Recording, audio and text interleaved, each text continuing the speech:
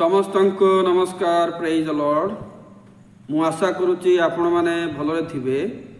आमाने आज जहन पुस्तक 14 पर्व 1 रु 4 मध्य जो विषय लेखा अछि तार प्रांजल भाव रे आलोचना करिबा। ता पूर्व आसंतु प्रार्थना करिबा। प्रेम प्रभु धन्यवाद दौचे सुंदर अवकाश देलो आ जो विषय माने शिखिबु प्रभु ताहा सरल मन रे बुझिबा निमंते सहायता करो। प्रार्थना जीशुंक नाम रे मागिलु आमेन। एठारे एमती लेखा अछि जहन 14 पर्व 1 रु 4 मु पढुछि। तुमनक हृदय उद्विग्न न हेउ, तुमे माने ईश्वरंक ठारे विश्वास करो, मो ठारे मध्य विश्वास करो। मोर पितांक गृह रे अनेक वासस्थान अछि, जदि न थांता ताहेले मु तुमनकु कहि थांती, मु तुमनक निमंते स्थान प्रस्तुत करिबाकु जाउछि। पुणी मु जाई तुमनक निमंते स्थान प्रस्तुत कले पुनर्बार आसीबी। आउ मु जेहु स्थान रे थाए तुमे माने मध्य जेपरि सेही स्थान रे रहिबो, सेथि निमंते तुमनकु आपणा निकटकु घेनि जिबी। एठारे लेखा अछि 1 रु 3 मु पढ़िली जे जीशु ख्रीष्ट शिष्य मानक सहित कथावार्ता करुछंती जे से वर्तमान से मानकु छाड़ी की जिबे आ स्थान प्रस्तुत करिवे। स्थान प्रस्तुत कला परे पुनर्बार से मानकु नहीं आसीबे। आ से जेहुठारे रहिबे तांकर शिष्य माने मध्य आ तांकर विश्वासी माने मध्य सेठारे रहिबे। तो एठिकार मुख्य आलोचना हमर हेबो जे आमे समस्ते जानिचु जे अनुग्रह सुसमाचार भिन्न आ राज्यर सुसमाचार भिन्न। राज्यर सुसमाचार विश्वासी माने नूतन पृथ्वी रे रहिबे। अनुग्रह विश्वासी अनुग्रह सुसमाचार विश्वासी माने नूतन स्वर्ग रे रहिबे। किंतु एठारे देखंतु जीशु तो माथ्यू मार्क लुक जॉन रे राज्यर सुसमाचार प्रचार करंती। तेबे एठारे जणा पडुची जे जीशु स्वर्ग को गले एवं पुनर्बार आसीबा निमंते कहंती। तो यार वास्तव रूप कौन? राज्यर सुसमाचार लोक माने तो नूतन पृथ्वी रे रहिबे, किंतु एठारे लेखा अछि जीशु ख्रीष्ट जाउछंती। से तो मला परे पुनरुत्थान करिकी स्वर्ग को गले। तो स्वर्ग को तो नेबा परी कथावार्ता होउची ना एटे, माने स्वर्ग को आउ थरे नेबे आसीकी। तो यार रहस्य कौन? तेणु आमर आलोचना हबो जे प्रकृत रे पितांकर गृह कोटा, पितांकर घर कोटा। तो सही विषय आमे जानबा पई लूक पुस्तक गुटे आमे देखिबा। लूक पुस्तक रे गोटे विषय लेखा अछि जते बेले निस्तर पर्व समय रे आपण माने समय पाइले से 3 पर्व लूक 3 पर्वर 41 रु आपण 52 पर्यंत पढ़ंतु। मु तार कारण कहि देबी जे निस्तर पर्व समय रे जीशु एवं तांकर पितामाता जेरूसालेम को जाइथिले। किंतु जते बेले से माने फेरिला समय रे जीशु ख्रीष्ट मंदिर रे रही गले। आउ बड़ बड़ नेता मानक सहित से कथावार्ता करुअछंती। सही समय रे जीशुंकर 12 वर्ष होई थाए। तेणु 48-49 मु पढ़ुची। से माने तांकु देखि आश्चर्यान्वित हेले। आउ तांकर पितामाता तांकु कहिले, पुओ रे आमानंक प्रति काहेकि एपरि व्यवहार कलु? देख तोर बापा ओ मु अतिशय कातर होई तते खुजोचु। जते बेले 3 दिन पर पुनर्बार जीशुंकर बापा माँ मंदिर को गले, जेहेतु से सेठे रही जाइथिले, तो भेटला पर से आश्चर्य हेले। एवं मरियम तांको कहूची जे तुमे मते काहेकि आमको कष्ट देलो, आमको काहेकि एते दुख देलो?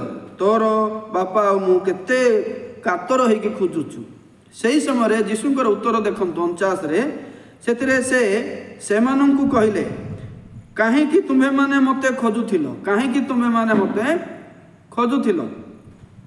मोर पितांक गृह रे रहिबा जे मोर कर्तव्य, एहा कोन जानि नथिलो?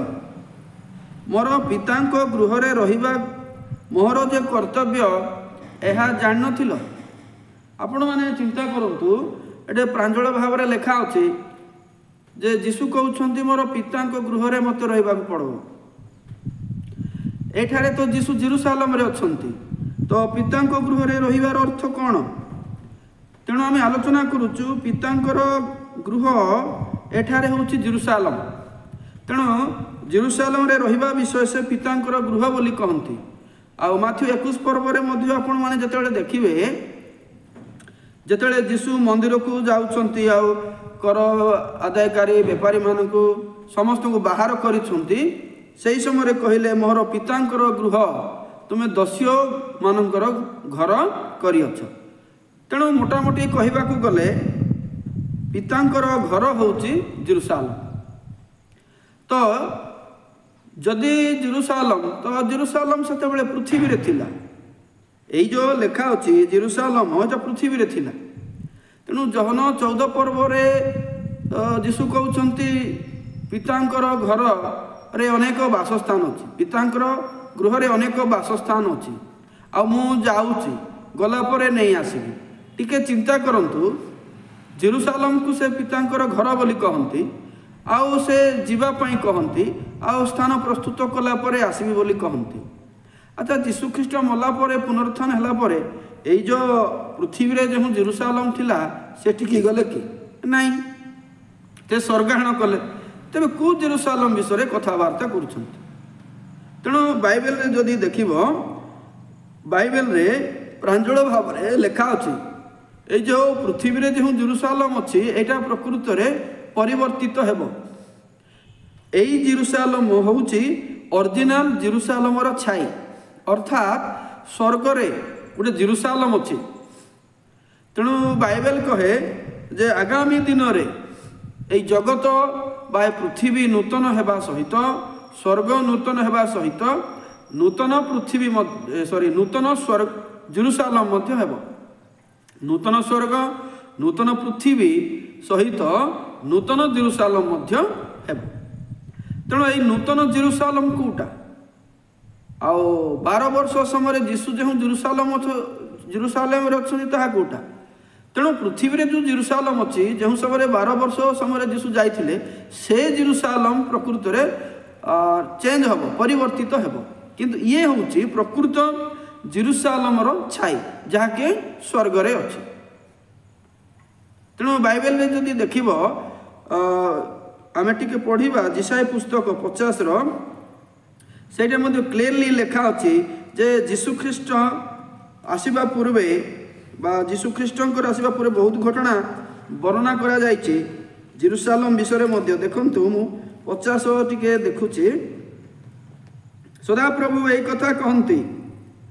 आमे जेहु पत्र द्वारा तुमानक माता को त्याग करियछु ताहार सही छाड़ पत्र काहे अथवा आंभ व्यवसाय मानक मध्यरु कहा निकटरे तुमानकु विक्रय करियछु देख तुमाने निज अपराध सकाशु विकृत होइथिलो ओ तुमानकर धर्म सकाशु तुमानकर माता त्यक्ता होइथिला मु एठारे कहिबाकू चाहे एठारे परमेश्वर इस्राएल लोक मानकु कथावार्ता करंती जे तुमानकर पाप सकाशु तुमानकर माँ को मु परित्याग करिछि तुमर माता को मु छाड़ी देछि तुमर पाप सकाशु तमे भी विकृत हेलो एवं तुमर माता को मध्य मु परित्याग कली एटा पृथ्वी रे थिबा जेरुसालेम विषय लेखा जाए आओ ए पृथ्वी रो जो जेरुसालेम इस्राएल मानकर माता भाव रे व्यवहार करा जाए गोटे माँ परि व्यवहार करा जाए आ इस्राएल मानकु एई जगह रे से मानकर संतान बोली कहा जाए कहीं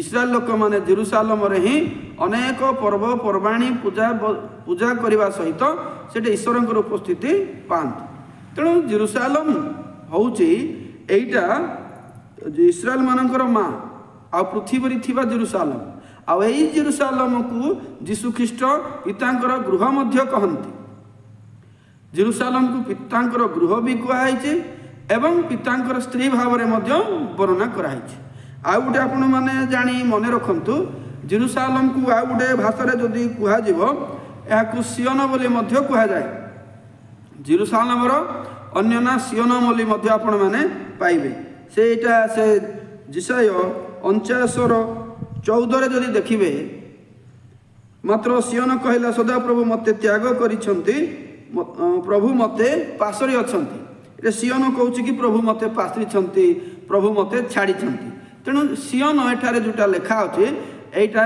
से जेरुसालेम को ही बुझाऊँगी जहाँकि पृथ्वी रे अच्छी आउ इस्राएल लोक मानकर माँ आ इस्राएल लोक मानकर भूल हेतु से जेरुसालेम मध्य प्रभु परित्याग कर से जेरुसालेम को जीशुख्रीष्ट 12 वर्ष जाइथिले आ से पितांकर गृह बोली कहिथिले एवं से जेरुसालेम को आउ थे जीशु जो सेवा कार्य करुँच से समय जाइए सेठिकार बेपारी मानू घोड़े की मोर पितांकर गृह तेणु आम देखुचु पितांकर गृह हूँ जेरुसालेम कि इस्राएल लोक मान सकाशा परित्याग करा एवं बाइबल रे आ प्रांजल भाव में आम जोटा जहन पुस्तक पढ़िलु जो पितांक गृह आउ गोटे अच्छी आउ से जाऊँ प्रस्तुत करने प्रस्तुत हेले आसबे आउ नहीं जीवे यही जो कथा कहते जहन 14 एटा पृथ्वी रे थिबा जेरुसालेम नुहे जो पृथ्वी जेरुसालेम रे अच्छी से पृथ्वी विषय एटे कहूना से ऊर्ध्वस्थ जेरुसालेम जहाँकि स्वर्ग रे अच्छी ता विषय कहती कहीं जीशु मरिकी पुनरुत्थान होला परे पृथ्वी रे थिबा जेरुसालेम को जाई नाहंती से स्वर्ग को जाई तेणु शिष्य मानक पई पुनर्बार से जेरुसालेम को आणिबे आउ सेमानकु सेठारे रखिबे तेणु यही जो स्वर्ग रे जो जेरुसालेम अच्छी ता विषय जदि आपण माने देखिबे गालाती आपण माने गालाती देखंतु 4 पर्व यार वर्णना अच्छी आपण माने निजर समय पढ़िबे जेतु बेसी समय नहीं हो नहीं जेतु लंबा वीडियो हम कहीकि 4 पर्व रे आपण माने देखिबे गालाती 4:21 रु आपण जदि पढ़िबे तळकु क्लियर पाइबे तेणु मु एठारे 24, 25 एवं 26 पढ़ुची यही समस्त कथार रूपक अर्थ अच्छी कारण यही स्त्री माने 2टी नियम स्वरूप गोटे नियम सिनय पर्वत उत्पन्न ताहा दासत्व निमंते संतान प्रसव काणी हागारा से निदर्शन 25 हागारा यही शब्द आरब रे सियन पर्वत को बुझाए सिनय पर्वत को बुझाए पुणी ताहा वर्तमान जेरुसालेमर समतुल्य वर्तमान जेरुसालेमर समतुल्य कारण ए आपण संतान मानक सहित दासत्व रही ए जो वर्तमान जेरुसालेम कहला एटा पृथ्वी रे थिबाडा जेरुसालेम विषय कहउछि एवं से तांकर संतान मान अर्थ इस्राएल लोक मानक सहित से दासत्व रे अछि 26 पद देखंतु किंतु ऊर्ध्वस्थ जेरुसालेम स्वाधीना से आमानकर जननी देखंतु एटा 2टा जेरुसालेम रे लेखा अछि गोटे जेरुसालेम पृथ्वी रे अछि इस्राएल लोक मानकर सहित से दासत्व रे अछि किंतु आउ गोटे जेरुसालेम अछि सेटा स्वर्ग रे अछि से हमर प्रकृत रे मां तेणु एटे किछि कन्फ्यूज हेबार किछि आवश्यक नाही जे जेरुसालेम होछि इस्राएल मानकर मां आ पृथ्वी रे जे जेरुसालेम अछि सेटा पितांकर गृह आ पितांकर स्त्री भाव रे मध्ये वर्णना करा हिछि किंतु तार ओरिजिनल जदि आमे देखिबा ए जगत रे जोटा अछि एटा स्वर्ग रे थिबा जेरुसालेम को इंगित करे तेणु तार छाई भाव रे पृथ्वी रे ताहा अछि तेणु स्वर्ग रे थिबाडा प्रकृत जेरुसालेम से आमानकर जननी बोली लेखा अछि इस्राएल मानकर जननी बोली लेखा अछि तेणु एई जेरुसालेम रे अनेक वासस्थान अछि मु टिके आपण मानक मने पकई दिए इस्राएल लोक मानकर जदि आमे देखिबा 12 गोष्ठी जाकुबर 12टा पुओ नै कि 12 गोष्ठी तेणु जते बेले पूजा विधि करने को पड़ा बड़ी करने को पड़ा ए 12 गोष्ठी भितर जन को बछागला बा गोटे दल को बछागला गोटे निर्दिष्ट वंश को बछागला जाकुबर 12 गोटी पुओ भितर 3 नंबर पुओ होउछंती लेवी लेवी वंश को जाजक कार्य करने निमंते पृथक कराला तेणु जाजक काम से लोक करेंगे तेणु जाजक काम जो से माने करती से माने जेरुसालेम मंदिर रे प्रवेश करि पारिबे तार चारिआडे रही पारिबे किंतु अन्य 11 जो रहिले 11 जन जो रहिले से माने पाखु आसी पारिबे नहीं तेणु एमाने कौनसी चाषबास भी करती नहीं किए लेवी लोक मैंने अन्य मानकर दान दशमांश द्वारा चलिए जोटा कि बाइबल रे से मानक पई निर्देश अच्छी तेणु ଏଇ ଲୋକମାନଙ୍କ ପାଇଁ ଏଇ ଯାଜକମାନଙ୍କ ପାଇଁ ଜାଗା ଆବଶ୍ୟକ ରହିବା ପାଇଁ।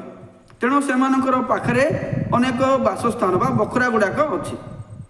ଯାଜକ କାମ କରିବା ନିମନ୍ତେ ଲେବି ବଂଶର ଲୋକମାନେ ମନ୍ଦିର ପାଖରେ ଯେଉଁ ଘର କରିକି ଯେଉଁ ରହିବେ ସେଟା ଅନେକ ବାସସ୍ଥାନ ବୋଲି କୁହାଯାଇଛି। ସେଥିପାଇଁ ମୁଁ ଏଇ କଥା କହିବାର ଉଦ୍ଦେଶ୍ୟ, ଯେତେବେଳେ ନୂତନ ଜେରୁସାଲେମ ଆସିବ ସେତେବେଳେ ଇସ୍ରାଏଲ ଲୋକମାନଙ୍କ ପାଇଁ ଗୋଟେ ଯାଜକତ୍ୱ କାମ ବହନ କରିବା ପାଇଁ ସେଇଠି ମଧ୍ୟ ଅନେକ ବାସସ୍ଥାନ ଆବଶ୍ୟକ। ସେଥିପାଇଁ ସେ 12 ଜଣ ଶିଷ୍ୟମାନଙ୍କୁ ସେଠି କୁହାଯାଇଛି ଯେ ମୁଁ ଅନେକ ବାସସ୍ଥାନ ଅଛି ଆଉ ସ୍ଥାନ ପ୍ରସ୍ତୁତ କଲା ଉତ୍ତାରେ ଆସିବେ। କାହିଁକି? ଯେତେବେଳେ ଯୀଶୁ ଜଗତକୁ ଆସିବେ, ଯୀଶୁ ବାଇବେଲରେ ମୁଖ୍ୟ ରାଜା ଭାବରେ କାମ କରିବେ। କିନ୍ତୁ ସେ ଯେତେବେଳେ ମୁଖ୍ୟ ରାଜା ଭାବରେ କାମ କରିବେ ତା ତଳେ 12 ଜଣ ଶିଷ୍ୟମାନେ ମଧ୍ୟ 12 ଗୋଷ୍ଠୀକୁ ଶାସନ କରିବେ ବୋଲି ବାଇବେଲ ଲେଖା ଅଛି। ତେଣୁ এই 12 ଗୋଷ୍ଠୀ ସେ ଅନେକ ସ୍ଥାନ ମଧ୍ୟରେ ବିରାଜମାନ ହେବେ, ଅନେକ ବଖରାରେ ସେମାନେ ରହିକି କାର୍ଯ୍ୟ କରିବେ। ତେଣୁ ଯୋହନ 14 ପର୍ବରେ এই 12 ଜଣ ଶିଷ୍ୟମାନଙ୍କର ଜାଗା ନେଇ ଯାଜକୀୟ କାମ କରିବା ନିମନ୍ତେ ପ୍ରକାଶ କରାଯାଏ। ଆପଣ ସେ ମାଥ୍ୟୁ 19:28 ଯଦି ଦେଖିବେ, ଯୀଶୁ ସେମାନଙ୍କୁ କହିଲେ, ମୁଁ ତୁମମାନଙ୍କୁ ସତ୍ୟ କହୁଛି, ନୂତନ ସୃଷ୍ଟିରେ ଯେତେବେଳେ ମନୁଷ୍ୟ ପୁତ୍ର ଆପଣା ଗୌରବ ସିଂହାସନରେ ଉପବେଶନ କରିବେ, ସେତେବେଳେ ମୋହର ଅନୁଗାମୀ ହୋଇଅଛ ଯେ ତୁମମାନେ ମଧ୍ୟ 12 ସିଂହାସନରେ ଉପବେଶନ କରି ଇସ୍ରାଏଲର 12 ଗୋଷ୍ଠୀକୁ ଶାସନ କରିବ। ତେଣୁ ଯେତେବେଳେ ନୂତନ ରାଜ୍ୟ ହେବ ବା ଯୀଶୁ 1000 ବର୍ଷ ରାଜତ୍ୱ କରିବେ, ସେହି ସମୟରେ 12 ଶିଷ୍ୟ ମଧ୍ୟ 12 ଗୋଷ୍ଠୀକି ଶାସନ କରିବେ। ତେଣୁ ଏଇଟା ଅନେକ ବାସସ୍ଥାନ ବୋଲି କୁହାଯାଏ। ଆଉ ସେ ଅନେକ ବାସସ୍ଥାନ ଯୀଶୁଖ୍ରୀଷ୍ଟ ପ୍ରସ୍ତୁତ କରିବାକୁ ଗଲେ ବୋଲି ଲେଖା ଅଛି, ଅର୍ଥ ସେ ଆଣିବା ନିମନ୍ତେ ଗଲେ। କାହିଁକି? ସେ ପ୍ରକୃତ ଜେରୁସାଲେମ ଯେଉଁଟାକି ଅନନ୍ତ କାଳ ପାଇଁ ରହିବ, ସେ ଜେରୁସାଲେମ ସ୍ୱର୍ଗରେ ଅଛି, ତାହା ସେ ଆଣିବେ। ଆଉ ସେଠାରେ ଇସ୍ରାଏଲ ଲୋକମାନେ ବା ଆମର 12 ଶିଷ୍ୟ ରହିକି ରାଜତ୍ୱ କରିବେ। ତେଣୁ ଯେ ଯେଉଁ ଜେରୁସାଲେମ ସ୍ୱର୍ଗରେ ରହିଲା ସେ ପଦଟିକି ଆମେ ଦେଖିବା ପ୍ରକାଶିତ 21 ପର୍ବକୁ ଦେଖନ୍ତୁ। ଯେତେବେଳେ ନୂତନ ସ୍ୱର୍ଗ ନୂତନ ପୃଥିବୀ ହେବ, ଯାହାକି ଆମେ ଅରିଜିନାଲ କହିଲେ ଚଳିବ, ଯେଉଁ ଜେରୁସାଲେମ ସ୍ୱର୍ଗରେ ଅଛି ଆଉ ଏଇ ପୃଥିବୀରେ ଜେରୁସାଲେମ ତ ଶେଷ ହେବ, ଅଲଗାଟା ଜେରୁସାଲେମ ଆସିବ। ମାନେ କ'ଣ? ଯେଉଁ ସ୍ୱର୍ଗରେ ଯେଉଁ ଜେରୁସାଲେମ ଅଛି ତାହା ଓହ୍ଲେଇ ଆସିବ। 21:2 ପୁଣି ମୁଁ ପବିତ୍ର ନଗରୀ ଅର୍ଥାତ୍ ନୂତନ ଜେରୁସାଲେମକୁ ବର ନିମନ୍ତେ ସଜିତା କନ୍ୟା ସଦୃଶ୍ୟ ପ୍ରସ୍ତୁତ ହୋଇ ସ୍ୱର୍ଗରୁ ଈଶ୍ୱରଙ୍କ ନିକଟରୁ ଅବତରଣ କରିବାର ଦେଖିଲି। ଏଇଟା ଲେଖା ହେଉଛି ଯେତେବେଳେ ନୂତନ ସୃଷ୍ଟି ହେଉଛି ନାହିଁ କି, ସେହି ସମୟରେ ସ୍ୱର୍ଗରୁ ବର ନିମନ୍ତେ ସଜିତା ଗୋଟେ କନ୍ୟା ପରି ସେ ନୂତନ ଜେରୁସାଲେମ ବା ଯେଉଁ ଜେରୁସାଲେମ ସ୍ୱର୍ଗରେ ଅଛି, ଗାଲାତି ଅନୁସାରେ ଉର୍ଦ୍ଧ୍ୱସ୍ଥ ଜେରୁସାଲେମ, ସେଇଟା ଓହ୍ଲେଇ ଆସୁଛି। କାହିଁକି? ଏବେ ନୂତନ ସବୁ ହେବାକୁ ଯାଉଛି।